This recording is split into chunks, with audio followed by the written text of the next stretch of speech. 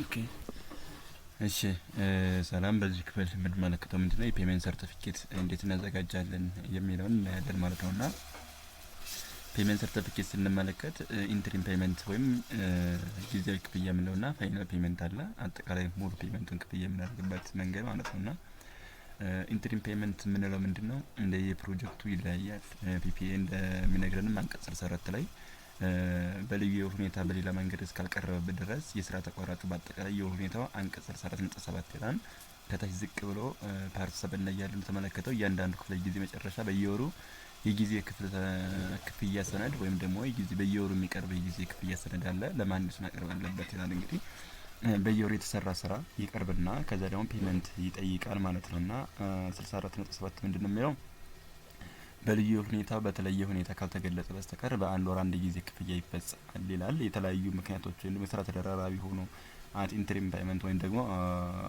ሀፍ መንዝ ላይ ሊጠይቅበት የሚችል አጋጣሚ ይኖራል አልፎም ሄዶ በሌላ ወር የሚጠይቅበት አጋጣሚ ሊኖር ይችላል እንደየሰሪታው ሁኔታ ነውና ነገሮች ሀፕን ካልተደረጉ ስራ ኮንቲኒዩስ እየሄደ ከሆነ በየወሩ ፔመንት ሊጠይቅ ይችላልና ስለዚህ በየወሩ ለመሀንዲሱ የክፍያ ወረቀት ወይም ለሱፐርቫይዘር የሚለውን ኦርደር ደግሞ ለኮንሰልታንቱ ይቀርባል ማለት የክፍያ ወረቀት ይቀርባል ኮንሰልታንት ደግሞ ከክሊያንቱ ጋር በመሆን ክፍያ ለኮንትራክተር የሚከፈልበት ሁኔታ አለ ማለት ነውና ስለዚህ በዚህ መልኩ ነው የምንመለከተው እኒህም ደግሞ ወራዊ ሰነዱ ተፈጻሚነት የሚኖሩ ነጥቦች ይኖሩታል ይላል ምን ነጥቦች ይኖሩታል ብሎ ሲታሰብ በሚመለከተው ጊዜ ውስጥ የተከናወኑ ቋሚ ግንባታ ስራዎች የውሉ ዋጋ ግምት ይላል እንግዲህ እያንዳንዱ ምን አለን ቢዮኪጎ ይቀርብበታል እያንዳንዱ አይተም የተሰራ አይተም በተሰጠው ዩኒት በተሰጠው ግምት ውል በተወሰደበት ግምት ልክ ምን ይደረጋል ይቀርባል ማለት ነው አሁን ለምሳሌ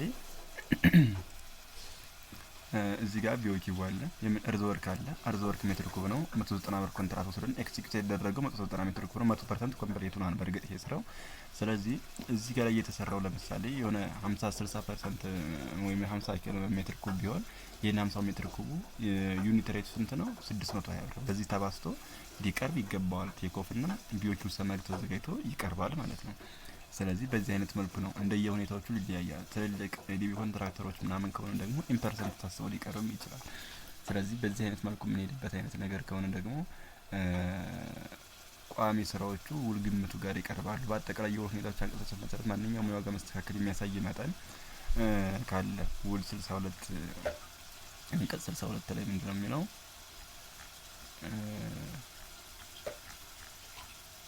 የዋጋ ማስተካከያ ካለ ምን አላችሁ እዚህ ጋር የውል ዋጋ ሙሉ የሚፈጸምበት የመጀመሪያ 3 ወራት ውስጥ ደግሞ አይቀየርም ይላልና ወይ የተስተካከለ ካለ የተስተካከለውን ዋጋ ሊቀርብ ይችላል ማለት ክፍያ ሰነዱ ላይ የተስተካከለ ዋጋ የሚቀርብበት ሁኔታ አለ እዚህ ጋር ምንድነው 3 ወራት ውስጥ ምንም ነገር ዋጋ ማስተካከያ መስጠት አይቻልም ከአንድ አመት በኋላ ነው ዋጋ ማስተካከል የሚቻለው ማለት ነው አንድ አመት በኋላ ራሱ ፕሮጀክቱ 18 ወራት የሚቆይ ከሆነ ታቅዶ ፊት ስታርት ካደረገበት 18 ወራት የሚቆይ ከሆነ ዋጋው ሊሻሻል ይችላል ማለት ነው እንደ አዲስ ጥናት ተደርጎ ዋጋው በዚህ ዋጋ ይስማማ ተብሎ እንደ አዲስ ውል ኮንትራት በተወሰደበት በዚህ ተፈጻሚነት ሊኖረው ይችላል ይህ ተፈጻሚነት የሚሆነው መቼ ነው ኮንትራክተሩ በራሱ ችግር ሳይሆን በክሊያንቱ ችግር እየተራዘመ የሚሄድ ከሆነ ስለዚህ ስራው እየተራዘመ የሚሄድ ከሆነ የክሊያንቱ ችግር ነው ስለዚህ ዋጋ መስተካከያው እየቀጠለ ይሄዳል ግን አሁን ለምሳሌ ደግሞ ጊዜ ቢረዝምና በዚህ ቀን እንጨርሳለን ተብለው በተፈራረሙበት የውል ሰነድ ቢያልፍ ውል የወሰዱበት ቀን እየተራዘመ ስራው ቢሄድ ስለዚህ የዚያን የኮንትራክተሩ ችግር ከሆነ ግን ፊት በነበረው ዋጋ ይቀጥላል ማለት ነው ፔመንት ሰርቲፊኬቱ እንጂ በተሻሻለ ዋጋ ይቀጥላል ማለት ነውና እኒህን ነገሮች ሊይዝ ይችላል ማለት ነውና እዚህ ጋር ላይ በዚህ አይነት መልኩ ነው የምንሄደው ማለት ነው ስለዚህ ሶስተኛው ደግሞ በአጠቃላይ የውል ሁኔታዎች አንቀጽ 60 መሰረት እንደመያዣ ቀሪ መሆን ያለበት መጠን ይላል ሪቴንሽን ነው ሪቴንሽን ይቀነሳል ማለት ነው ባንክ ላይ ያለው መልኩ ሪቴንሽን 61 ይቀነሳል በአጠቃላይ የውል ሁኔታው አንቀጽ 60.10 እንደተቀመጠው የተጠቀሰው ጊዜ በተጨማሪ ሆነ በእዳ መልክ በግንባታ ቦታው ለቋሚ ግንባታ ስራዎች ታስበው መጥተው ነበር ግን ቋሚ ግንባታ አካል ያልሆነ ማንኛውም መዋቅር ያለበትና ግንባታ ቆስ ይላል በተየሩ ሁኔታዎች አንቀጽ 62 ለተጠቀሰው ጊዜ ተጨማሪ ሆነ በእዳ መልክ ለግንባታ ካለ እነሱ የሚቀነሱ ባሪዎችም እንደ አድቫንስ ፔመንት ሪቴንሽን የመሳሰሉ መያዣ የመሳሰሉት ነገሮች ይቀነሳሉ ሌላ ወይም ደግሞ ይዞልድ የሚታሰብ አይነት ነገር ከሆነ እሱም ይቀነሳል በአጠቃላይ የውል አንቀጽ 60 መሰረት ቅድሚያ ክፍያ ለመመለስ መቀነስ ያለበት መጠን እነዚህ ይቀነሳሉ። ማንኛውም በውል መሰረት የስራ ተቋራጭ ሊከፈል የሚገባው ድምር እነዚህ አይነት ነገሮች የሚቀነሱ ነገሮች ይሆናሉ። 64.2 ምንድነው የሚለን ካለችኛው አንሳራራራት የሄድኩትን ይቅርታ 64.2 እዚህ ላይ ነው። የሚከተሉ ሁኔታዎች የተሟሉና መሀንዲሱ ተገቢ ነው ብሎ ከወሰነው የቋሚ ግንባታ ስራ ታስበው ለመጡ ነገር ግን ያልተካተቱ ማሳሪያዎችና ቁሶች ድምር የስራ ተቋራጭ ክፍያ የማግኘት መብት አለው ይላል። እነዚህ ምንድናቸው?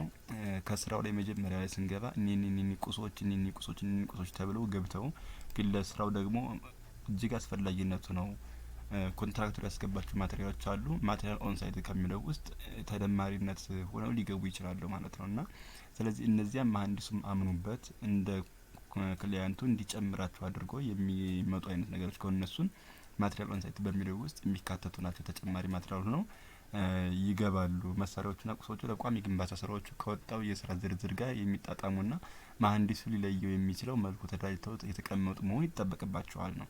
ምክንያቱም መሳሪያዎቹ ለቋሚ ግንባታው ወሳኝ ናቸው ተብለው እስከ መጨረሻው ድረስ ለዚሁ ስራ የሚያገለግሉ ከሆነ ስለዚህ ክሊያንቱ ይከፍላል ማለት ነው። እነዚህ መሳሪያዎችና የግንባታ ቁሶችን ከግንባታው ቦታ የደረሱ መሀንዲሱ ተቀባይነት ባለው በተገቢው መንገድ የተከማቹና ከማንኛውም ጥፋት ወይም ጉዳት፣ ብልሽት፣ ጥራት መቀነስ የተጠበቁ ከሆኑ የስራ ተቋራጭ አስፈላጊው ነገሮችን መዝግቦ ትእዛዞችን፣ ደረሰኞችን ሙሉ የያዘ አይነት ነገር ምን አለበት የሚለው ይሄን ነው የሚያስቀምጥልን ማለት ነው። እና የግንባታ ስራዎች በታስበው መጥተው ነገር ቋሚ ግንባታ አካል ከሆኑ እነዚህ አዲሽናል የማቴሪያል ዋጋ ሆነው ይቀመጣሉ ማለት ነው። ማሽነሪዎች ውስጥ የሚቀመጡ ናቸው። ስለዚህ ጊዜያዊ ክፍያ በዚህ አይነት መልኩ እኒህ የተካተቱ መሆን ይጠበቅባቸዋል ማለት ነው። ስለዚህ ከነዚህ መካከል ስንሄድ እዚህ ጋር ፔመንት አንድ የምንለው አለ። አሁን ይሄን ፔመንት ኖርማሊ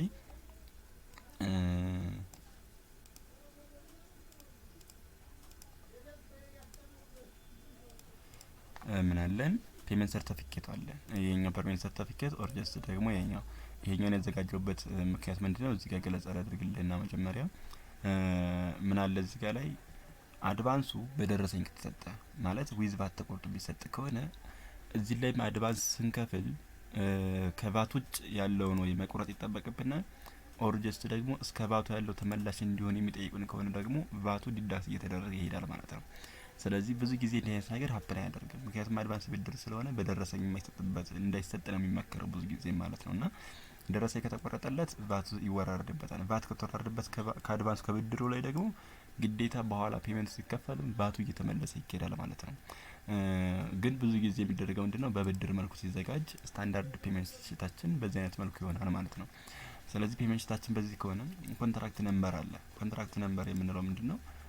እዚህ ጋር ሄደን በፍትሐ ብሔር ሕግ መሰረት የኮንትራት የወሰድነውን ነምበር አለ። ይሄኛ እንደ አጋጣሚ ውል የተወሰደበት በዚህ አይነት መልኩ ቁጥር ስለሚኖር ይሄ ይገባል። ውሉ የተፈጸመበት ቀን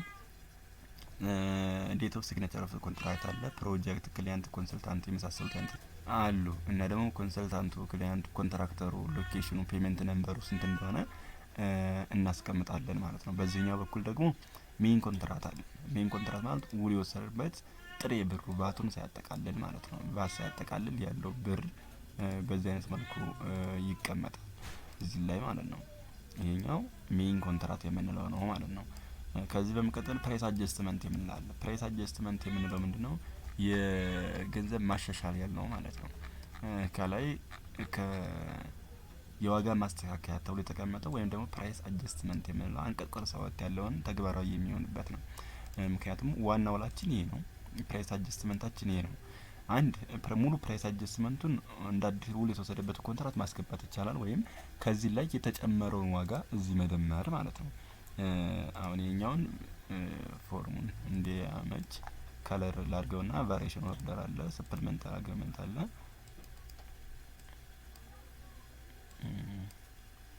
ሰፕሊመንታሪ አግሪመንት አለ። ስለዚህ ፕራይስ አጀስትመንት አሁን ለምሳሌ የ100 ሺህ ብር አጀስት ቢደረግ በአጠቃላይ ውል ወስደው 696 ሺህ ውል ቢወስዱ እዚህ ጋር ላይ እናደርጋለን 100 ሺህ ብር አጀስት አድርገን እናስቀምጣለን ማለት ነው። ፕሮግራሙ ስለሚሰራው ችግር የለው። 100 ሺህ አጀስት ስናደርግ 696 ሺህ አካባቢ ድረስ ይኖርናል ማለት ነው።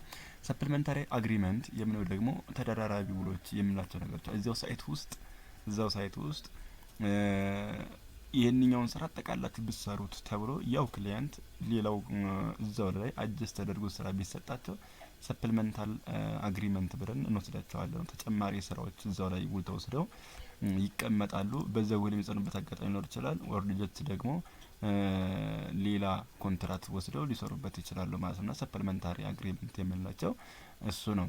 ለምሳሌ ይሄ 596 ሺህ አይነት ነገር ከሆነ የ200 ሺህ ስራ የ300 ሺህ ስራ ቢኖር እንዳጋጣሚ ውሉ የሚወስዱበት አጋጣሚ ሆኖ እዚያው ላይ ሊጸና ይችላል ማለት ነው። እንደ አዲስ የተወሰደ ስራ ተደርጎ ሊወሰድ ይችላል። ቫሪዬሽን የምንላቸው ወይም ደግሞ ቫሪዬሽን ኦርደር የምንለው ምንድነው ስንል ተጨማሪ ስራዎች የተሰሩ ከሆነ መሀንዲሱ አምኖበት ለክላይንት የሚጠቅም ከሆነ ለስራው የሚጠቅም ከሆነ የሄድን ነገር ተጠንቶ ስለዚህ ቫሪዬሽን ኦርደር በተለያየ ስራ ሊከሰት ይችላል። ፋውንዴሽን ላይ የሆነ ስራ የሚያስፈልግ አይነት ነገር ከሆነ ፋውንዴሽን ላይ ስለዚህ ያ ቫሪዬሽን ኦርደር አንድ ሊባል ይችላል። ይሄር ደግሞ ኮለን ፍሎሮች ላይ የተለያዩ ሩፍ ላይ ሊሆን ይችላል ሲሄድ 1 2 3 እያለ ቫሪዬሽን ኦርደሩ ሊሄድ ይችላል ማለት ነው። እና እነዚህ ግን ሁሉም ቫሪዬሽን ኦርደሮች አሁን ስንመለከት እስከ 25% ያልናቸው አሉ። ግን ከ25% በላይ ከሆነ ደግሞ እንደ አዲስ ውል የሚወሰድበት አጋጣሚ ሊሆን ይችላል። ምንም ቢሆን ግን ከ30% መብለጥ ግን የለበትም የሚለውን ነገር በይታይፕ እናደርጋለን። ስለዚህ እስከ 50 ሺህ አካባቢ ጥሬ ብሩን ነው የምንሰራው ዊዛውት ቫት ያለውን የስራ ብር ነው ቢኖር። ስለዚህ ለዚህ ስራ እንዳጠቃላይ የኛውን ሰፕሊመንታሪ አግሪመንት ብዙ ጊዜ ሀፕን ላይ ያደርግ ይችላል። ስለዚህ በዚህ ቢሆን እስከ 1.1 አካባቢ ድረስ ይዘልቃል ማለት ነው። ስለዚህ ቫት የምንወስደው ከማንኛው ነው? ከሰብ ቶታሉ ቫት እንወስዳለን። ከዚህኛው ከሰብ ቶታሉ 15% ያክል እዚህ ጋር ላይ ይሄ ሲባዛ በ15% አድርገን እስከ 179451 ከ74 ሳንቲም ይሆናል ማለት ነው። ቶታላችን የሁለቱ ድምር ነው። ቶታል ዊዝ ቫት ማለት ነው። ቶታል ዊዝ ቫት ስለዚህ ስንት ነው ማለት ነው? 1.375 አካባቢ ድረስ ሆነ። ስለዚህ ይሄኛው ዊዝ ቫት ነው ማለት ነው። ስለዚህ በላይ ያሉት በዚህ አይነት መልኩ ክሊር ሆነው የተቀመጡ ነገር ናቸው። ምንም የሚያቸጋገር ነገር የለውም። እዚህኛው ስንመለስ አድቫንስ ፔመንት አለን። አድቫንስ ፔመንት 200 ሺህ ብር ኦር ደግሞ እንደየሁኔታዎቹ ይለያያል። አሁን ብዙ ጊዜ የዚህ የጥሬ ብሩ ሜን አግሪመንታችን ለምሳሌ 1 ሚሊዮን ብር ቢሆን 1 ሚሊዮን ብር ቢሆን ሜን አግሪመንታችን ቫሪዬሽን ኦርደር 500 ሺህ አሁንም 200 ሺህ አካባቢ ቢሆን 1.12 አካባቢ ድረስ 1.28 ምን ይሆንና ቫት ይኖርና ፕራይስ አጀስትመንት ባይኖረን ባለበት ብንሄድ እስከዚህ ድረስ አካባቢ ድረስ አለን ማለት ነው። ስለዚህ ለለቱ ቫሪዬሽን ኦርደሩንም ዜሮ እናድርገውና በዚህ አይነት መልኩ 1.15 አካባቢ ድረስ ኖረን እና የዚህን ምን ያክል ፐርሰንት ሊሆን ይችላል ሜን አግሪመንታችን ነው እስከ 30% ከ30% በላይ አይበልጥም። እስከ 30% ግን የተለያዩ ላምፕ ሰሞች ባለፈው እንዳየነው ኢንትሮዳክሽን ላይ እነዛን ነገሮችን አጀስት አድርገው ለፕራይስ ይቅርታ ለሳይቱ የሚጠቅሙ ማንኛውንም ስራዎችን አጠቃለን ኦቨርሄድ ኮስት ብለን ካልኩሌት ያደረግናቸው ነገሮች አሉ። ሳይት ቢሮ የሳይት ማቴሪያሎች መሟያው ሙሉ ለኮንሰልታንቱም የሚሆኑ ለኮንትራክተሩም የሚሆኑ እነዚህ አይነት ነገሮችን እለታዊ ስራ የምናስጀምርበት ማቴሪያል የምናስገባበት እኒህ ነገሮችን አጠቃለን ይዘን ለዚህ ለስራ ማስኬጃ የሚሆን አድቫንስ ከ30% ባልበለጠ ኮንትራክተሩ ሰርቶ ያስገባል ማለት ነው። ስለዚህ ይሄን ሲያስገባ እንደ አጋጣሚ የዚህኛውን ቢያንስ which is equal to እስከ 15% ያክል ሊወስድ ይችላል ወይም ደግሞ 20% ያክል ሊጠቀም ይችላል ማለት ነው። 20% 15% ቢሆን 150 ሺህ ብር አካባቢ 20% ቢሆን 200 ሺህ ብር አካባቢ ድረስ ወስዶ አድቫንስ ፔመንት ወሰደ ማለት ነው። አድቫንስ ፔመንት እንደ ብድር ነው የወሰደው። ስለዚህ እንደ ብድር ከወሰደው ደግሞ ምን እንደሚደረገው ቫት ደረሰኝ ላይ ይወራረድለት ይችላል። እንደ አጋጣሚ ብዙ ጊዜ የተለያዩ ቦታዎች በምንሄድበት ሰዓት በደረሰኝ በቫት አወራረድበት አጋጣሚ አለ። እሱ ካለ በዚህኛው መልኩ የኛን ፔመንት ሰርቲፊኬት ብንጠቀም የተሻለ ነው። ካልሆነ ግን ኖርማል ቫቱ ብቻ ከሆነ የተቋረጠው ማለት ብድር እንደ ብድር ስለሆነ የሚሰጠው ያለ ቫት ስለሚሰጥ ያለ ደረሰኝ ስለሚሰጥ በብድር መልኩ ስለሆነ የሚሄድ ይሄኛው ዋስትና ሁሉ አለው። ዋስትና የሚወስድለት ማንኛው ነው? በኮንትራክተሩ የሆነ አካል ዋስትና ይወስድለታል። ለዛውም የ150 ሺህ ብር የሚመልስ አይነት ነገር በባንክ ወይም ደግሞ የተለያዩ ቤቶችን የሚያስይዝ መሆን ይጠበቅበታል። ያልሆነ ግን ወስዶ ቢጠፋ የሚባል አይነት ነገር ስላለ በዋስ ወይም በዋስትና ባለው ሰው ዋስ አስመጥቶ ይወስዳል፣ የኛውን ብድሩን ይወስዳል ማለት ነው። እና ብድሩን ከወሰደ በኋላ የመጀመሪያ ዙር ክፍያ ፔመንት ነምበሯን ሊጠይቅ ነው ይዘው። ስለዚህ ፔመንት ነምበሯን በሚጠይቅበት ጊዜ አድቫንስ ፔመንት የሚታሰባል መለስና ወደሱ እመለሳለሁ። ስለዚህ የኛውን የመጀመሪያ ዙር ክፍያ አልጠየቀም ብለን ብናስብ ነው ዜሮ አድርገን ብናስቀምጠው በዚህ መልኩ ዜሮ ነው ይቀመጣል። ይሄ ምንም አይነት ነገር ክፍያ አልጠየቀም። ስለዚህ በዚህ መልኩ ይቀመጣል። ከዚህ ኤክሲኪዩትድ ወርክ በምንሄድበት ሰዓት ሰርቪስ ሰም ማለት አሁን በስራ ላይ ተሰርቶ የመጣ ብር ማለት ነው። እሱ ብር እንዴት እናገኘዋለን? በዚህ አይነት መልኩ ይገኛል። አርዝ ወርክ ሰመሪው ነው። ይሄ የቢኦኪው ሰመሪ ነው። ቴክ ኦፍ ይኖረናል። ከቴክ ኦፍ ቢኦኪው አለ። ከቢኦኪዋችን በዚህ መልኩ ተዘጋጅቶ ከተቀመጠ በኋላ ቢኦኪው ሰመሪ አለ። ከቢኦኪው ሰመሪያችን በዚህ አይነት ቶታል ሰም አለን፣ ቫት አለን፣ ግራንድ ቶታል አለን። ስለዚህ እኒህ ቫልዩዎች ይጠቅሙናል ማለት ነው። ስለዚህ እዚህ ተሰርቶ የመጣ የመጀመሪያ ዙር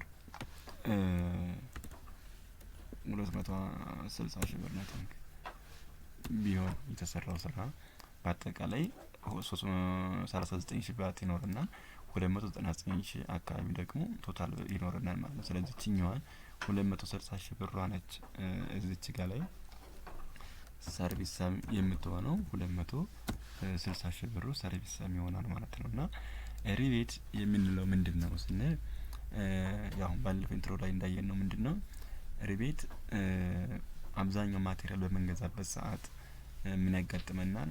ከአንድ ፕሮዳክሽን ካምፓኒ የምንወስድ ከሆነ ቅናሽ ይኖርናል፣ የማቴሪያል ቅናሽ ማለት ነው። ስለዚህ ያን የማቴሪያል ቅናሽ አምጥተን እዚህ ላይ እኛ ፕሮፊታችን ስለሆነ ይቀመጣል ማለት ነው። አዝ እንደ ፕሮፊት የሚቀመጥ ነገር ነው ማለት ነው። ኔት ሰርቪስ እነ ሰርቪስ ሰሙ ግን የሁለቱ ቅናሽ ነው የሚሆነው። ይሄ አዝ እንደ ፕሮፊት ነው። ለምሳሌ እኔ የ10 ሺህ ብር ዋጋ በዚህ ፔመንት ላይ ተደርጎልኛል ካልኩ 250 ሺህ ብሩ ነው ወደ ስራ የሚገባው። ይሄኛው እንደ ፕሮፊት ተቀማጭ ነው የሚሆነው፣ ምክንያቱም ሪቤት ውስጥ የተቀመጠ ስለሆነ ማለት ነው። ስለዚህ በዚህ አይነት መልኩ የሚቀመጥ ነው። አይዚስ እኛ ግን የለንም ብለን ብንሄድና ኔት ሰርቪስ ሰማችን በዚህ መልኩ ይላል። አድን ኦን ማቴሪያል ኦን ሳይት አለ። ማቴሪያል ላይ ደግሞ እንዳጋጣሚ የጨመርነው አለ ነገር ካለ ከመሀንዲሱ ጋር ተስማምተን የ10 ሺህ ብር እቃ ገብቷል ካልን 270 ሺህ ብር ይደርሳል ማለት ነው። የሁለቱ ድምር ነው። ይሄኛው ኔት ሪቤቱ የሚቀነስ ነው፣ ይሄኛው ደግሞ የሚደመር ነው። አዝ እንደ ፕሮፊት ስለሚታሰብ ይሄኛው ምክንያቱም እኛ ለምሳሌ 260 ሺህ ብር እቃ ግዢ ልንገዛ ያሰብነው በ250 ሺህ ብር ብንጨርስ እንደማለት ነው። ያ ማለት ካምፓኒው ጋር የሆነ ፐርሰንት ቀንሶልን ማለት ነው። ስለዚህ ይሄን ያህል ካምፓኒው ቀንሶልናል ብለን ሪቤት ውስጥ እናስቀምጣለን። ማቴሪያል ኦን ሳይት ግን ይሄን ያህል አስፈላጊ ሆኖ ስላገኘን ነው ይሄን ያህል የማቴሪያል ግዢኛ ጨምረናል ብለን እዚህ ጋር ይጨመራል። 270 ሺህ ብር ክፍያ ነው እየጠየቅን ያለን ማለት ነው። እና በዚህ አይነት መልኩ እኒህ ነገሮች ይታሰባሉ ማለት ነው። ሶ እንዲህ ካደረግን በኋላ ቶታላችን 260 ሺህ ብር ይሆናል። ፕሪቪየስ ፔመንት ስንመለከት የመጀመሪያ ፔመንት ስለሆነ ምንም አይነት ፔመንት እዚህ ውስጥ የለንም፣ ዜሮ ነው። ቶታል ሪቴንሽን 5% ነው። ሪቴንሽናችን ከ10% ድረስ 10% በላይ አይፈቀድም፣ እስከ 10% ድረስ ብለናል። ያው ከመደጋገም ብዬ ነው እየሄድኩኝ ያለ እንጂ እስከ 10% ይፈቀዳል። ግን ስራው ከተጠናቀቀ በኋላ 5% ይመለስ ስለሚለን 5%ታችን ደግሞ ብለን 5% ብለን ሪቴንሽን እንወስዳለን። አካዳሚክ ፔሪድ የሚሰማርነው በዛ ስለሆነ 5% ይወስዳል ማለት ነው። 5% የማንኛው ነው? የዚህ 5% የቶታሉ 5% እንደማለት ነው። የኛው ሲባዛ በ5% ነው ወይም እኩል ይሆናል ብለን 5% ሲባዛ በማን በኤ ማለት ነው እኩል ይሆናል 13000 ብር አካባቢ። አድቫንስ ፔመንታችን እንደየሁኔታዎቹ ይለያያል። አድቫንስ ፔመንት ተመላሽ ስናደርግ እስኪ እዚህ ጋር ምን እንደሚለን የቅድመ ክፍያ ይላል። የሁኔታዎች አጠቃላይ ሁኔታ መያዣ የዋጋ መስተካከያ ኢንተርም የኢንተርም ፔመንት ኦኬ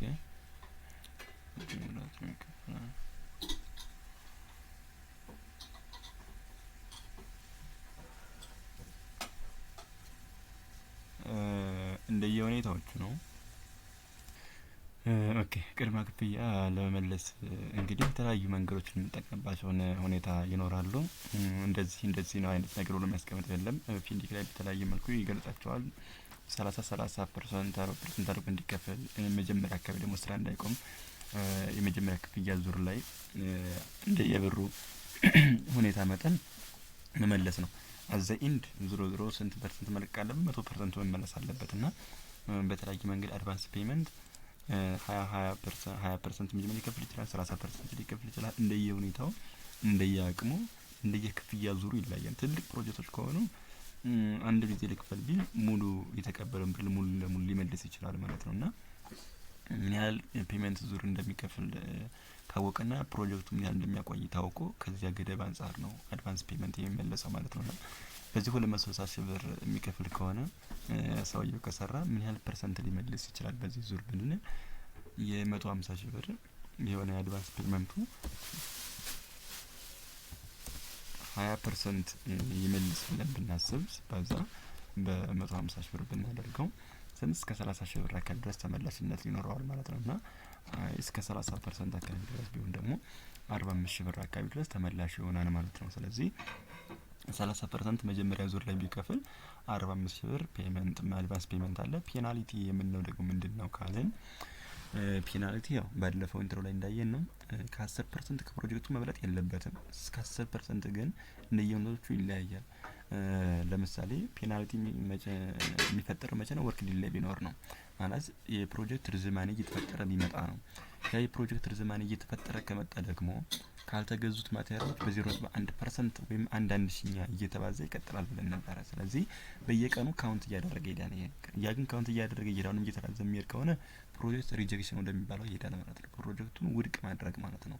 መሀንዲሱ ክሊያንቱ ፕሮጀክቱን ማለት ኮንትራክቱን ውሉን ውድቅ ያደርጉታል።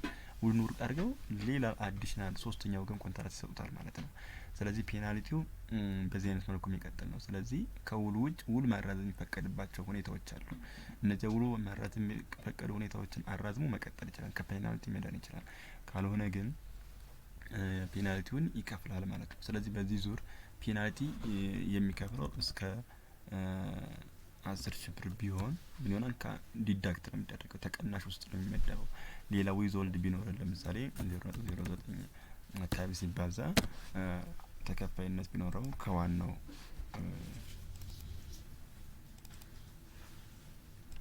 እኩል የሆነ ከዚህ ጋር ብናደርግ እስከ 340 አካባቢ ድረስ በኋላ ይሄ ምንድነው እንደ ቅድመ ክፍያ ግብር አይነት ነገር ነው። ዊዝሆልድ ማለት ነው እንደ ቅድመ ክፍያ ግብር አይነት ነው። በኋላ ከባት ጋር የሚወራረድ ነገር ነው። ይወራረዳል፣ ይመለሳል።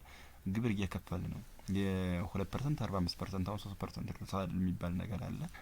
ስለዚህ የ2% 45%ን 0.009 አካባቢ ድረስ ሲባዛ አሁን በሰራን ነው ቅድመ ክፍያ ግብር እንከፍላለን። በኋላ ባስ ሲሰራ ግን ደግሞ ምን ይባላል? ይወራረዳል። ይሄ ብዙ ጊዜ ተፈጻሚነት ላይኖረው ይችላል። ስንመለከተው 0 ብለን እናልፋለን። እንደየሁኔታዎቹ ነው። ፔናልቲ ከሌለው ኖርማል ፔናልቲ የለም ብለን 0 ብለን እናልፋለን ማለት ነው።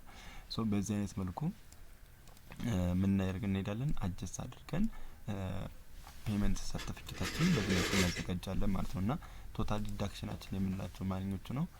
ቶታል ሪቴንሽን የከፈልነው አድቫንስ ፔመንት 45 ሺህ ብር። ስለዚህ እነዚህ ድምር በሙሉ ምንድነው ማለት ነው? እዚህ ጋር ላይ ቶታል ዲዳክሽን ይሆናል ማለት ነው። ኔት ባይ ተከፋዩ ምንድነው? ከዋናው ውሉ ሲከፈል ሲቀነስ ቶታል ዲዳክሽኑ 200 ሺህ ብር አካባቢ ድረስ ይሆናል። የነሱ የሁለቱ ዲፈረንስ እንደማለት ነው። እና ቫታችን ሙሉ ቫቱ ከዋናው ነው የምንወስደው። ስለዚህ ከዋናው ስለምንወስድ 39 ሺህ አካባቢ ድረስ ቫት አለን። ፕሪቪየስ ፔይድ ቫት ምንም ፕሪቪየስ ቫት የከፈልነው የለንም። ስለዚህ 0 ነው። እዚህ ጋር ቶታሉ ነው የምንወስደው፣ 0 ነው፣ ምንም የለንም። በዚህ ቫት ደግሞ ያለን የሁለቱ ዲፈረንስ ነው። የራስ 39 ነው፣ ይሄኛው ኖርማል 0 ስለሆነ ማለት ነው። እና በአጠቃላይ ኔት ፔመንታችን ግን 39 ከማንኛው ይደመራል? ከሲ ጋር ይደመራል ማለት ነው። እና እነዚህ ሁለቱ ድምር 39 ሲደመር 200 ሺህ ብር። ስለዚህ በአጠቃላይ 241 ሺህ ብር አካባቢ ድረስ ምን አለን ማለት ነው? ተከፋይ ነን ማለት ነው። ስለዚህ እዚህ ጋር ላይ 241 ሺህ ብር ብለን መጻፍ ይጠበቅብናል ማለት ነው። እዚህ ጋር እንደየሁኔታው ነው። $241,000 ብር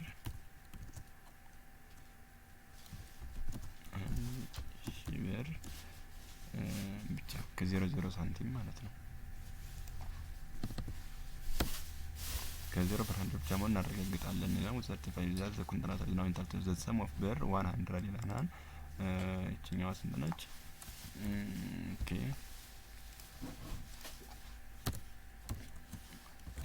257 ይላል 41 እቺኛ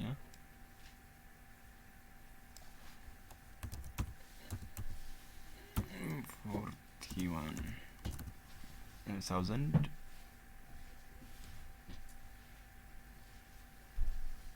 ኦኬ ብር ኤንድ 55 ሴንትስ ይላል 0 ሴንትስ ማለት እንችላለን ካስፈለገን። በዚህ አይነት መልኩ አድርገን ታይፕ አድርገን ፕሪፔር ያደረገው ሳይን ይሄንን ያዘጋጀው ከዛ ቼክ ያደረገ ይኖራል። አፕሩቭድ ክላይንቱ በኩል ይደረጋል። ቼክ ደግሞ መሀንዲሳችን ፕሪፔር ያደረገው የኛ ኮንትራክተሩ እዚህ ላይ ይፈርማል።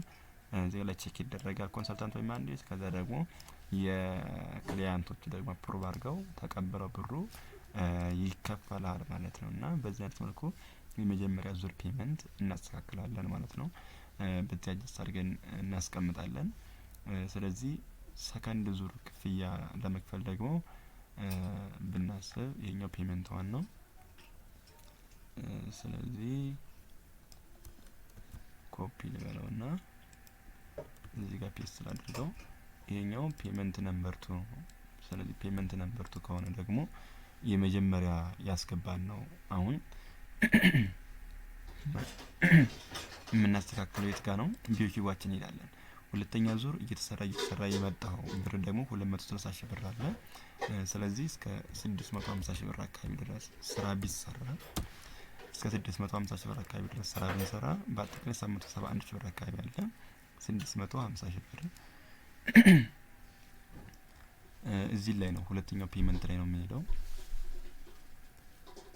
ኦኬ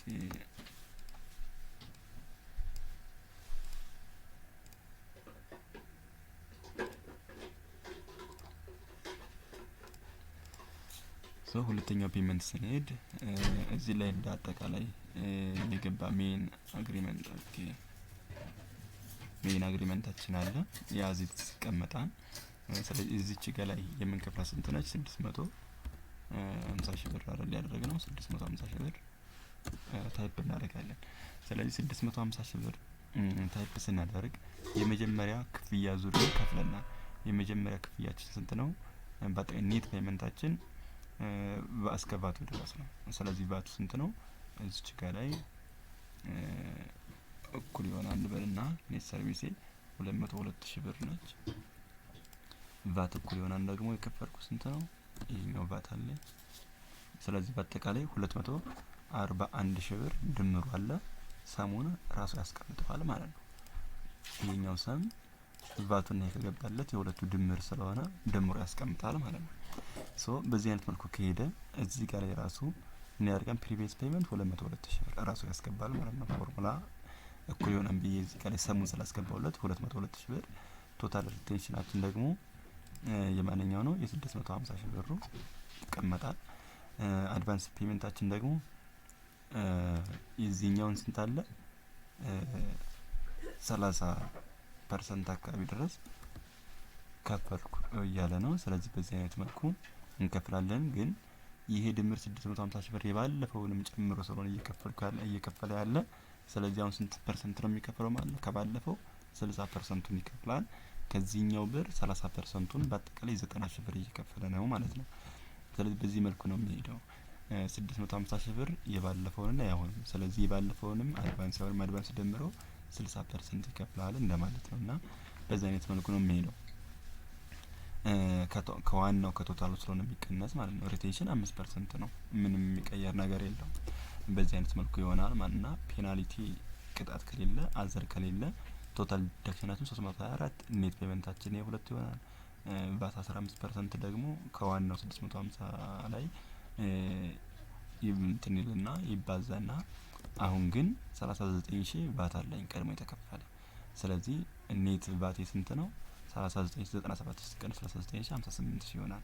ስለዚህ 58 ሲደመር 325 ብር በአጠቃላይ 384 ብር ይሆናል። ስለዚህ 384 ብር በአሁኑ ዙር ተከፋይ ይሆናል ማለት ነው። ሶ በሶስተኛ ዙር ፔመንት ሰርተፊኬቱ እንዲጨርስ ቢያስብ ሰው ምንድነው የሚያደርግ? እዚህ ጋር ላይ ይሄን ኮፒ እናደርገውና እዚህ ጋር ፔስት አደርገው ፔመንት ነምበር 3 ብናደርግ ወይም ፋይናል ፔመንት ኤክስኪዩት ቢያደርግ ሰው ስለዚህ በአጠቃላይ ስራው ተሰርቶ ሲያልቅ 1 ሚሊዮን ብር ነው የሚያስበው ሰውየው ማለት ነው። ስለዚህ 1 ሚሊዮን ብር ያስባል። እዚህ ጋር ላይ ቶታል ዲዳክሽናችን 5% 50,000 ብር ይሆናል ማለት ነው። አድቫንስ ፔመንታችን ደግሞ 100% ነው የሚመለሰው። በአጠቃላይ 100% ይመለሳል። የአድቫንስ ፔመንት አመላለስ ፕሮጀክቱ 80% ሲደርስ ሙሉ ይጠናቀቅ ይላል። ግን ናቲንግ የኛው በስምምነት መጨረሻ ላይ መክፈል ይቻላል። የሚቸገር ነገር የለም። ምክንያቱም ዋስትና ስላለው ሰውየው ችግር የለም። ባይመልስ እንኳን ዋስትናው ብሩን የሚመልስ ስለሆነ ይወሰድበታል። በኋላ ግን ብሩ ከተመለሰ ዋስትናው የተያዘበት ሰውዬ ብሩ ይለቀቅለታል። እና የዚህ አይነት ነገር ስላለ ችግር የለውም። እና ቶታል ዲዳክሽናችን አሁን በዚህ ዙር ምክንያቱም እዚህ ጋር ሰከንድ ፔመንት አለኝ። ሰከንድ ፔመንቴን ፊል አደርጋለሁ። ስለዚህ ወጪ እዚህ ጋር ሰከንድ ፔመንት ዋና ኔቴ 325 ብር ነው።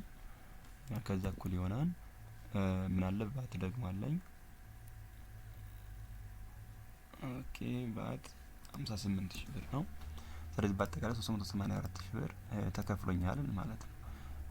ኦኬ እዚች ጋር ላይ ፈርስት ፔመንት ያለችው ነው የማስገባው። እኩል ይሆናል ፈርስት ፔመንት 202,000 ብር እና ስንት ብር ነበረ? 39,000 ብር ነው። 241,000 ብር ነበረ ፈርስት ፔመንት። ሰከንድ ፔመንት ደግሞ ይሄ ነው። የነዚህ ድምር 97,500 ብር አካባቢ ደግሞ ቫት ተመላሽ አለኝ። ስለዚህ ኔት ፔመንት እዚህ ጋር ላይ ስመለከተው ኤ ማይነስ ቢ ነው ይለኛል። ቶታል ዲዳክሽናችን አለ 1 ሚሊዮን ብር ሲቀነስ 272,000 ብር ይኖራል። ስለዚህ ይሄ ቃል ላይ ደግሞ ቫቴ ስንት ነው? 150,000 ብር ይሆናል። በአጠቃላይ 150,000 ብር ነበር የሚሆነው። ቫታችን ስንመለከተው ደግሞ የሁለቱ ባለፈው ፔሪቤስ ተከፈለ ስላለ 97,000 ብር ለፔሪቤሱ ይቀነስና 97,000 አካባቢ ድረስ ፔሪቤስ አለኝ። 52,000 ያው 150 ሲቀነስ 97,500 52,500 ይሆናል። ስለዚህ ኔት ፔመንት ይሄኛው ቫት ሲደመር ኔት ፔመንት ሲ ይሆናል። ስለዚህ 325,000 ብር አካባቢ ይሆናል። ስለዚህ በዚህ ዙር ቢከፈለኝ 325,000 ብር ይሆናል ማለት ነው። ስለዚህ የኛው ፋይናል ፔመንት ነው ማለት ነው። ስለዚህ ቫትን ቼክ ማድረግ ይችላል። ቫት ቼክ ሳደርግ ቫት ቼክ ብዬ ማስቀመጥ ይችላል። ስለዚህ ቫት ቼክ ፈርስት ፔመንት እና ሰከንድ ፔመንት የተከፈለኝ ይኖራል። ሰከንድ ፔመንት ፈርስት ፔመንት እና ሰከንድ ፔመንት ቫቴ ስንት ነው? እነዚህ ናቸው። አሁን ደግሞ ፋይናል ፔመንት አለኝ። የፋይናል ፔመንት አለኝ። ፋይናል ፔመንት ደግሞ ቫቴ ስንት ነው? ይሄኛው ይሆናል ማለት ነው።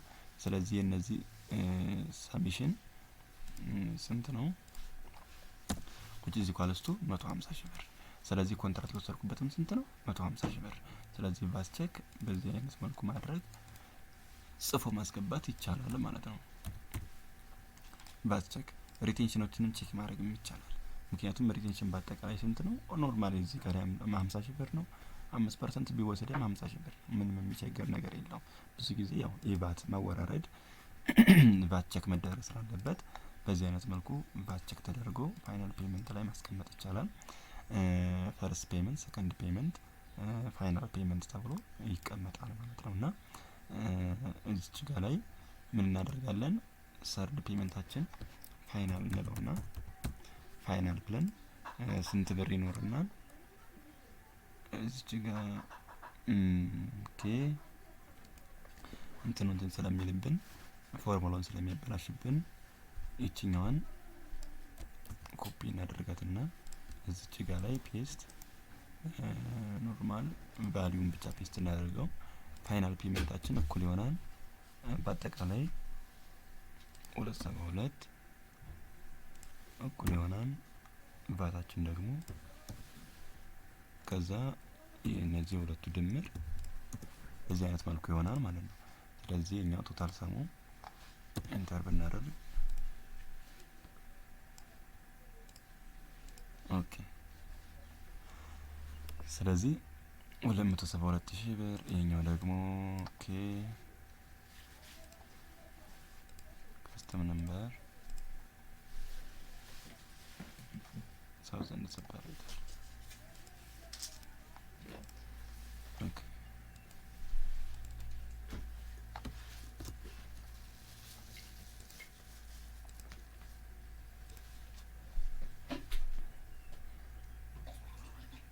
ከዛ መቀጠል እናደርጋለን።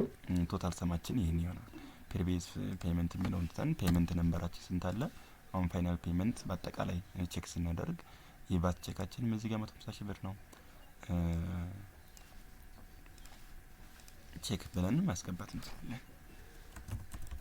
ፋይናል ፔመንት ቼክ ብንለው ፔመንት ነምበራችን ፈርስት ሰከንድ ፎርዝ የለንም ኦልሬዲ ዲሌት እንበለው እና ፋይናል ፔመንት አለን። ስለዚህ በአጠቃላይ 800,000 ብር ሆነ። ቫታችን 150,000 ብር ተመልሷል። ምክንያቱም የ1 ሚሊዮን ብር ነው ያለን። 1 ሚሊዮን ብር ነበር እንደምንመለከተው የ1 ሚሊዮን ብር ከሆነ እንዲህ ያስታውቃል። ኦኬ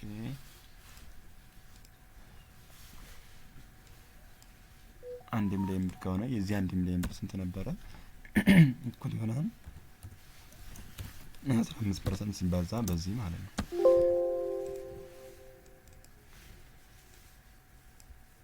በዚህ ብቻ